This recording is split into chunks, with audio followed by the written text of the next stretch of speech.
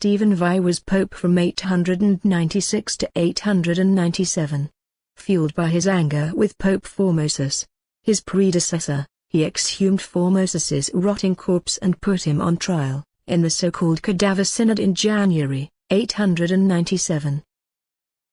With the corpse propped up on a throne, a deacon was appointed to answer for the deceased pontiff, who was condemned for performing the functions of a bishop when he had been deposed and for receiving the pontificate while he was the bishop of Porto, among other revived charges that had been leveled against Formosus in the strife during the pontificate of John VIII.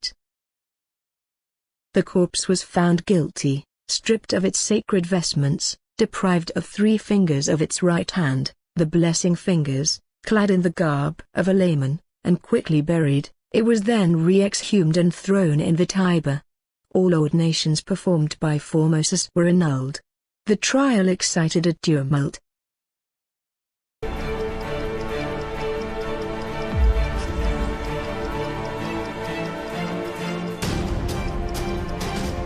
Benedict IX was pope from 1032 to 1044, again in 1045, and finally from 1047 to 1048, the only man to have served as pope for 3 discontinuous periods, and one of the most controversial popes of all time.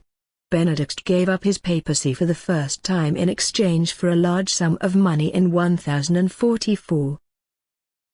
He returned in 1045 to depose his replacement and reigned for 1 month, after which he left again, possibly to marry, and sold the papacy for a second time, to his godfather, possibly for over 650 kilograms / 1,450 pounds of gold. 2 years later, Benedict retook Rome and reigned for an additional 1 year, until 1048. Popo of Brixen, later to become Pope Damascus II, eventually forced him out of Rome. Benedict's place and date of death are unknown, but some speculate that he made further attempts to regain the papal throne. Saint Peter Damian described him as feasting on immorality and a demon from hell in the disguise of a priest in the Liber Gomerianus, a treatise on papal corruption and sex that accused Benedict IX of routine homosexuality and bestiality.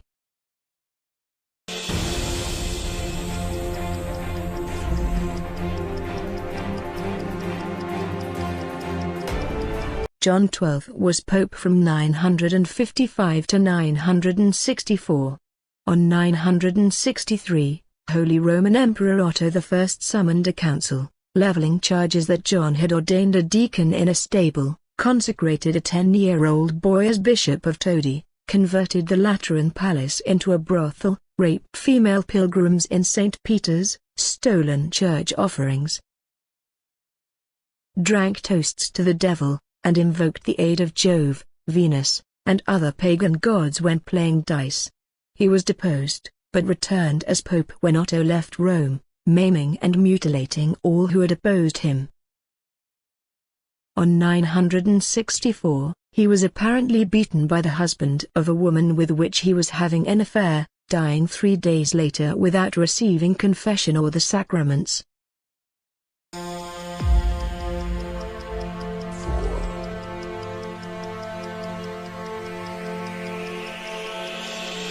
The conspirators died of food poisoning. Some people argue that Leo X and his followers simply concocted the assassination charges in a money-making scheme to collect fines from the various wealthy cardinals Leo X detested. His extravagance offended not only people like Martin Luther, but also some cardinals, who, led by Alfonso Petrucci of Siena, plotted an assassination attempt. Eventually, Pope Leo found out who these people were, and had them followed. Crimes for the moment disappeared, to give place to vices, but to charming vices, vices in good taste, such as those indulged in by Alcibiades and sung by Catullus. When he became pope, Leo X is reported to have said to his brother Giuliano, "Since God has given us the papacy, let us enjoy it."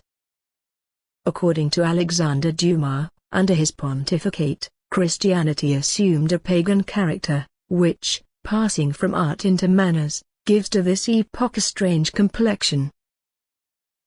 Leo X was pope from 1513 to his death in 1521. He is known primarily for the sale of indulgences to reconstruct St. Peter's Basilica and his challenging of Martin Luther's 95 Theses.